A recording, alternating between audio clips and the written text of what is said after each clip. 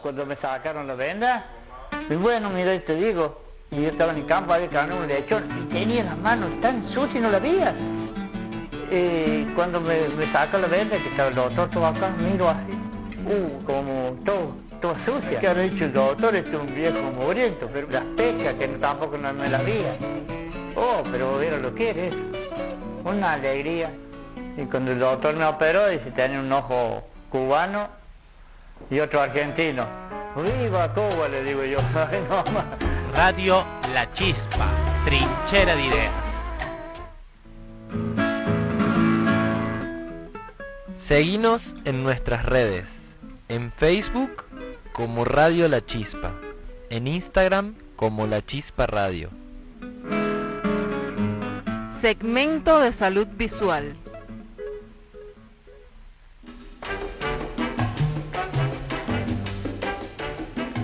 Bueno, seguimos al aire. Muy buenas tardes a toda la audiencia de Radio La Chispa.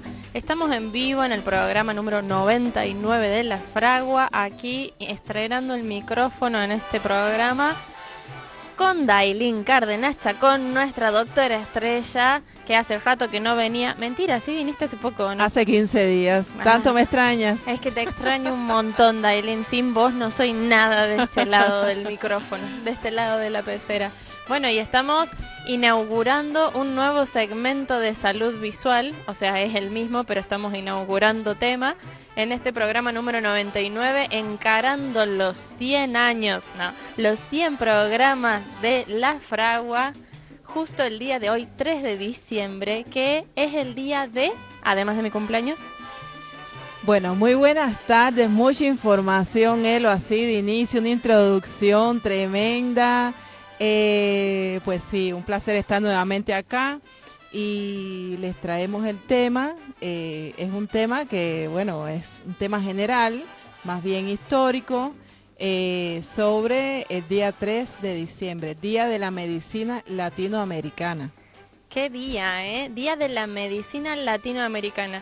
Yo sabía, o sea, como a mí siempre me habían dicho que había nacido el Día del Médico. Es el Día del Médico, el Día del Médico, el Día del Médico, pero es la primera vez que escuché que era el Día de la Medicina Latinoamericana. Eso, es la primera vez el día de hoy que escuchas que es el Día de la Medicina Latinoamericana. Te juro. Yo sabía por quién era, sí, pero pensé, bueno, es el Día del Médico. O sea, ¿por qué la medicina latinoamericana? Bueno, eso lleva a su historia. Precisamente el 3 de diciembre de 1833 nació un científico cubano médico que se llama Carlos J. Finlay. Ajá. Carlos J. Finlay nació en la provincia de Camagüey, provincia central. Ahí va. Y bueno, estudió medicina. Central es en el centro de Cuba. En el centro de Cuba. Estudió medicina y dedicó toda su vida al estudio de la fiebre amarilla, una enfermedad que por la época se conocía como una enfermedad que provocaba o que produce muchas muertes. Ajá. Porque, bueno, enfermedad vírica al fin, es decir, producida por virus al fin, es una enfermedad que produce fiebre, mucho dolor muscular, ¿te parece conocido? Sí. Mucho dolor muscular, cefalea, es decir, dolor de cabeza, toma del estado general, puede provocar hemorragias. Como el dengue. Claro, muy parecida al dengue. Precisamente voy allí porque es de esta familia de los virus que son transmitidas por el mosquito. Dengue, chikungunya, fiebre amarilla, que fue, digamos, que una de las primeras enfermedades que provocaban grandes epidemias a lo largo de África y de América del Sur y el Caribe. Así es, y hasta el día de hoy es una de las vacunas más importantes que te piden cuando vas de un país a otro, te tienes que poner la de la fiebre amarilla. Determinados países, porque no todos, por ejemplo, Cuba no la solicita porque Cuba es un país que ha erradicado la fiebre amarilla. Sin embargo, para viajar a otros países sí es un requisito fundamental que las personas se coloquen la vacuna, porque la vacuna te previene de que puedas enfermar o te disminuye, digamos, si en caso de que enfermaras, te disminuye los riesgos de poder fallecer por causa de esta enfermedad. Ahí va. Era una enfermedad que llevaba a la muerte por la intensidad de... Claro, digamos, virus. ubícate en los años 1800 tanto, Claro. que no habían las condiciones higiénico-sanitarias y no había tanta estructura social o no había tanta infraestructura. Eran tiempos en los que había mucha maleza, mucha selva, no habían condiciones, digamos, de higiene en los lugares donde se trabajaba. Y fundamentalmente esta enfermedad era propia de aquellos obreros que trabajaban, o de los soldados incluso, porque eran tiempos de guerra, de los soldados, de los obreros que trabajaban en estas condiciones, digamos que en medio de la naturaleza, en medio de la selva. Se conoce de las epidemias que hubo en Cuba, de las epidemias que también hubo en Panamá y que provocó la muerte de los obreros, de los soldados.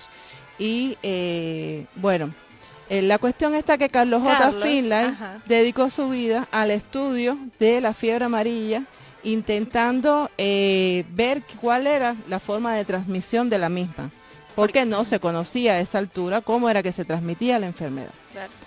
Entonces Carlos J. Finlay en el año 1881 da una disertación en la Academia de Ciencias de Cuba sobre el mosquito como posible medio transmisor o agente transmisor de esta enfermedad. Bueno, en esa época donde digamos que los experimentos también eran muy básicos, muy precarios, él había tenido sus observaciones y sus propios experimentos. Decir que los experimentos eran precisamente en las personas, es decir, las personas se dejaban picar por mosquitos infectados para ver cuál era la reacción y cuáles eran los síntomas que provocaban. Cosas que hasta el día de hoy siguen sucediendo en la ilegalidad en algunos territorios, hay que decirlo. Bueno, pero bueno, sí, claro, eso a esta al día altura de está como hoy, erradicado. claro, en la los mayoría. ensayos clínicos llevan otro nivel de decir, Tienen tratando otra de, técnica. claro, de no afectar a las personas en primera instancia. Claro. Pero bueno, en esa época era la forma de experimentar. Habían voluntarios que se ofrecían y se dejaban picar por los mosquitos infectados. Y después se describían los signos y síntomas que padecían estas personas. Claro. Bueno, en ese momento que él hizo su disertación no fue tenido en cuenta, no se tomó en serio, no se le creyó que realmente sea el mosquito el causante de la enfermedad. Pasaron los años, siguieron pasando, siguieron las epidemias. Y en la medida que fue pasando el tiempo, es como que se le dio más crédito a la teoría, porque era una teoría en ese momento, de que el mosquito Aedes aegypti sea el transmisor de la enfermedad. ¿Cómo en realidad se corroboró que esta teoría era real? Pues porque él además sugirió que como forma de erradicar las epidemias había que hacer un saneamiento y había que erradicar las larvas del mosquito. Entonces a partir de ahí surgió la idea de fumigación, del saneamiento ambiental, de la erradicación de los lugares donde los mosquitos pudieran poner sus larvas. Claro. Y en la medida que fueron tomándose estas sugerencias de aquel momento, pues se vio que realmente la incidencia de la enfermedad disminuía. Por tanto, en la práctica fue como se comprobó que realmente era el mosquito el que transmitía la enfermedad, y a partir de ahí fue como que su teoría fue cogiendo más forma, fue cogiendo más peso, se le fue creyendo un poco más. Un poco. Sí, claro, es decir, bueno, nos ubicamos en la época, Claro, ¿verdad? sí. Es difícil poder decir, bueno, a ciencia cierta sí es real lo que dice. Solo la práctica es la que determinó que realmente tenía razón. Claro, se tiene una hipótesis y bueno, así medio deductiva. Claro, en los años es que se demuestra que la hipótesis fue real, fue tan real que a los 100 años, es decir, cuando fue a cumplir 100 años de su nacimiento, por supuesto que él falleció a los 82 años, creo que fue, cuando fue a cumplir 100 años de su natalicio, pues se determinó que el día 3 de diciembre, se propuso que el día 3 de diciembre fuera un día internacional, o más bien latinoamericano. ¿Por qué latinoamericano? Porque bueno, Carlos J. Finlay, cubano, que además estudió en América del Norte, y que toda su obra fue dedicada precisamente a América del Sur, al Caribe y a América del Norte, porque también en Estados Unidos esta enfermedad Afecta, sí. claro, afectaba a los soldados fundamentalmente. Así es que se propuso por una comisión panamericana, que fuera el Día de la Medicina Latinoamericana. Pero además, en Cuba, después del triunfo de la revolución, se le sumó como homenaje al trabajador de la salud. Entonces, en Cuba es el Día de la Medicina Latinoamericana y del trabajador de la salud. Claro, no es solo médico. No es solo médico, abarca a todos los trabajadores de la salud, médicos o no médicos. Ajá, impresionante. Quería como reforzar en esta parte de, bueno, cómo Finlay tuvo una teoría que, bueno, él puso a prueba como con los métodos que había en el momento, pero recién en esto de la práctica más masificada empezaron como a adoptarlo socialmente, como esta relación Claro. entre la teoría y la praxis, Claro, que es importante en todos los sentidos de nuestra vida. claro, y de ahí precisamente la práctica es donde tú ves en realidad lo que sucede. Así Es es. decir, si no hubiese habido esa práctica, no se le hubiera, digamos, dado el crédito a Ujú. Carlos J. Finlay de que Aunque se le haya dado el crédito recién después de muchos muerto. años después, muchísimos años después, sí, incluso fue propuesto varias veces a premio Nobel y no se le concedió. No sé por qué, no sé La interna. claro, no Ahí sé qué vamos fue a lo que ver. pasó, pero no. Pero en Cuba, la orden Carlos J. Finlay es una orden de mérito que se le da a los investigadores científicos médicos. Tremendo. Es decir, ¿Y cuál es el criterio de entrega de esos méritos?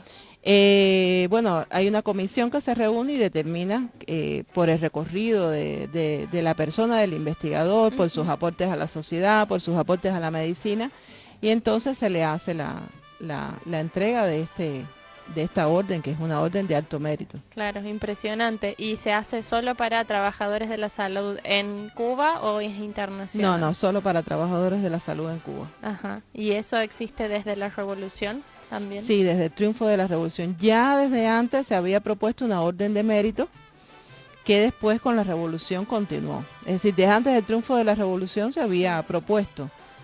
Increíble, ¿verdad? Increíble. Pero bueno, Pero sí, esta cuestión nacionalista claro, que también es son parte. esas cosas que continúan porque, bueno, son de buena fe, son bien hechas y entonces sí continuó Sí. como orden de mérito. Así es. Bueno, tremendo que el día se reconozca el Día de la Medicina Latinoamericana un 3 de diciembre por el nacimiento de Carlos Juan Finlay.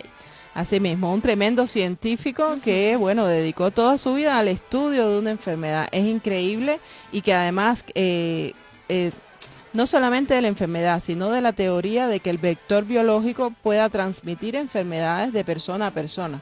Ajá. Y entonces, a partir de ahí, el Eso no mosquito estaba- Aedes, claro, eso no estaba... Ajá, determina, como confirmado. Si no estaba estudiado, no se pensaba que los vectores biológicos pudieran transmitir estas enfermedades, o Claro. al menos estas enfermedades de carácter viral, tipo, bueno, todas son muy parecidas. Cuando tú ves a ver los síntomas y los Sí. signos son muy parecidos, dengue, Todas chikungunya. las virales o todas Claro, las que transmite no, el todas mosquito. estas que transmiten de las arbovirosis que transmite el mosquito, Sí. casi todas son muy similares. Ujú.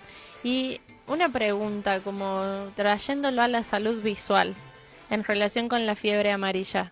¿Cuál es, hay alguna afectación cruzada en relación con los ojos? Bueno, buena pregunta. Pero es difícil a esta altura poder saber. Habría que trasladarse a los años 1800 Claro, y tanto es o cierto. 1900 para saber si Ajá. existía algún tipo de Afección, alteración. ajá. Pero me imagino, un poco que retrotrayendo con todo lo que produce el virus, aplicándolo a la práctica de hoy, pueden haber síntomas generales o signos generales de afección, digamos, cuando hay fiebre, cuando hay Claro. toma del estado general. Generalmente las personas tienen los ojos rojos, llorosos, molestos. Ujú. Puede haber dolor retroorbital, es Claro. decir, detrás de los ojos, Sí. acompañado de dolor de cabeza, puede estar acompañado de disminución de la visión. Y si estamos hablando que es una enfermedad que provoca también hemorragias, pues también puede haber hemorragias dentro del ojo o fuera del ojo, es decir, en la conjuntiva o dentro del ojo.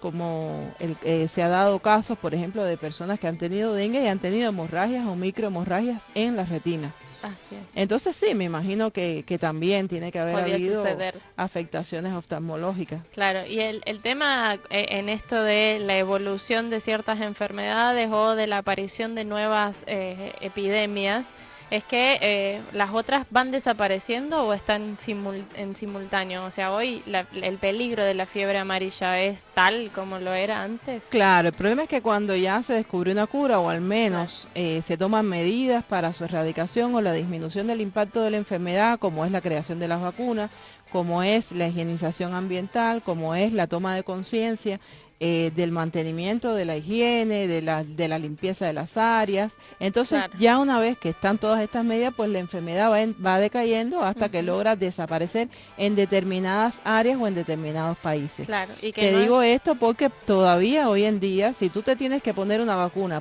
como requisito para ir a X determinado país, significa que puedes Existe el- contraer la enfermedad porque todavía existe. Ujú. ¿Qué pasa? Que para uno decir, bueno, esta enfermedad está erradicada totalmente, se necesitan una serie de factores y sobre todo un sistema de salud que,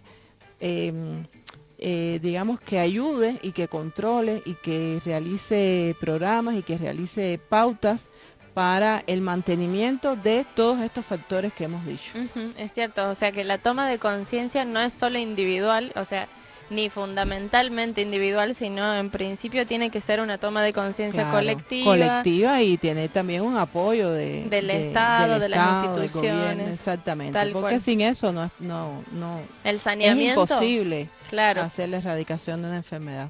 es cierto, porque uno puede mantener medidas higiénicas en su casa o en los alrededores de su casa, sin embargo, si no hay instrumentos ni herramientas más grandes, o sea, de mayor alcance, la ciudad, los pueblos, el campo, todo sigue como a merced de... Claro, sales de tu casa y ¿qué te encuentras? El mosquito te pica en la calle. Entonces tú tienes tu casa muy bien cerradita y aislada Sí. del mundo exterior, pero cuando sales o vas a tu trabajo o vas a casa del vecino, pues ahí mismo te picó el mosquito y te enfermaste. Tal cual. Y esto es importante, Elo, porque estamos en época de las lluvias y ya saltando de la fiebre amarilla, como es el día de la medicina Sí. y como además estamos hablando de el mosquito que transmite enfermedades, pues es importante tomar todas las medidas para reducir el dengue. Estamos en tiempo de que en cualquier momento empieza nuevamente las personas con dengue, los síntomas,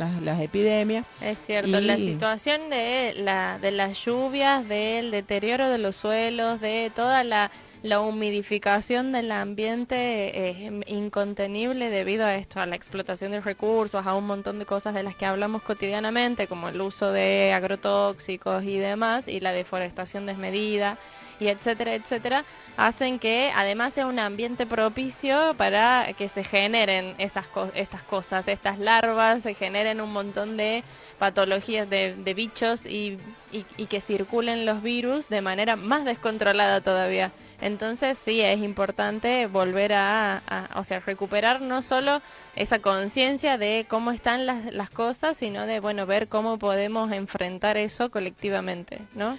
Claro, lo más importante de toda esa información es que hay que revisar en la casa, los patios, No dejar revisar agua en estancada. la cuadra, tratar de eliminar todos los posibles focos donde se pueda el mosquito haber puesto sus larvitas. Recuerden que ahora en la medida que va lloviendo, pues se va quedando esa agua estancada, sobre todo en las macetas, en los platos que se le ponen a las macetas.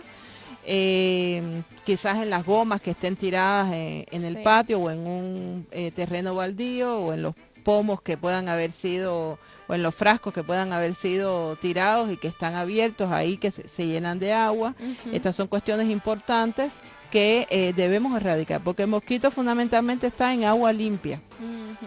Entonces esa agua de lluvia que cayó y que quedó remanente y que nos olvidamos de que tenemos en el patio, Claro. tanques abiertos o frascos abiertos, pues entonces por ahí se nos empieza Así es. a aumentar el criadero de mosquitos hasta que ya... También donde tienen cuando no tienen macetas y tienen una plantita que están la haciendo- plantita en el agua. Tú sabes Sí. que en Cuba había un spot televisivo que decía, malanguitas en el agua, no, no, no, no. Las malanguitas son las plantas estas que son como unas enredaderas que caen, Ay. que son bellas, y en Sí. Cuba se ponían mucho en el agua, porque Claro. en el agua crecen. Y bueno, Es como, esto era parte de la prevención de precisamente del dengue, porque bueno, en el agua limpia era donde se criaban los mosquitos, y la Claro. gente, las personas se olvidaban de la malanguita y del agua, y cuando venían a ver teníamos todo un criadero y larvitas ahí moviéndose en el agua. Entonces, malanguitas en el agua, no. Tal cual. Bueno, ese es el mensaje que le vamos a dejar a toda la audiencia de Radio La Chispa, que malanguitas en el agua, ni potus, ni monsteras, ni... Miro ahí al operador que es huertero ahora, le mandamos un saludo a Teo que se sumó a operar ahora en el programa, y anunciar que se preparen para este verano, porque se vienen unas lluvias tremendas, según dicen. Sí, muy importante este mensaje. Y otro mensaje que también ver. yo lo traía acá, porque como estamos en Saludo al Día de la Medicina Latinoamericana, y nosotros acá hacemos salud visual, decir que hasta la fecha tenemos 725 pacientes operados. Vamos, arriba, unos aplausos ahí para el Centro Oftalmológico Dr. Ernesto Che Guevara, que ha operado 725. 725 pacientes, y no hemos terminado aún el año quirúrgico. Es cierto. De ellos, 516 operados de catarata y 184 operados de pterígio. Creo que es una cifra importante Sí. para un centro oftalmológico, digamos, pequeño, para todo el esfuerzo que se hace, para todos los trabajadores de la salud de este centro oftalmológico, que les llegue nuestro más sincero abrazo, agradecimiento. Estamos ya casi finalizando el año, estamos agotados, cansados, pero ha valido la pena todo el sacrificio. Así es, porque hay un montón de gente que pudo volver a ver Claro, 725 personas que han vuelto a la visión. y que en otras circunstancias quizás no hubieran accedido a esta cirugía. Claro, ciertamente. Es cierto. Bueno, nuestro abrazo grande, nuestro agradecimiento, y también toda la fuerza para terminar este año, y felicitaciones por su día a todos los trabajadores y las trabajadoras de la salud en el Día de la Medicina Latinoamericana. Muy bien, así mismo, ese es el mensaje fundamental. Así es. Bueno, gracias, Dai, por acompañarnos hoy, como cada 15 días ahora, porque te vamos a tener seguido por aquí. Pero bueno, este año también nosotros vamos terminando los programas, y el año que viene, ¿quién te dice que se inaugura de nuevo? Claro, ciertamente, sí. A ver Ahí cómo estamos con las nuevas iniciativas. Nos reinventamos. Los nuevos aires, vamos a ver qué hacemos. A ver qué hacemos, claro, con toda esta crisis hay que ver cómo salimos, qué construimos de nuevo para inventarnos formas de organización más y mejores, Por supuesto. ¿no? Bueno, un abrazo a vos, Dai, gracias por compartir este espacio con nosotros y nosotras. Y nos vamos escuchando una cancioncita de Mary Murúa del último disco, que la dedicamos a la audiencia que nos está escuchando.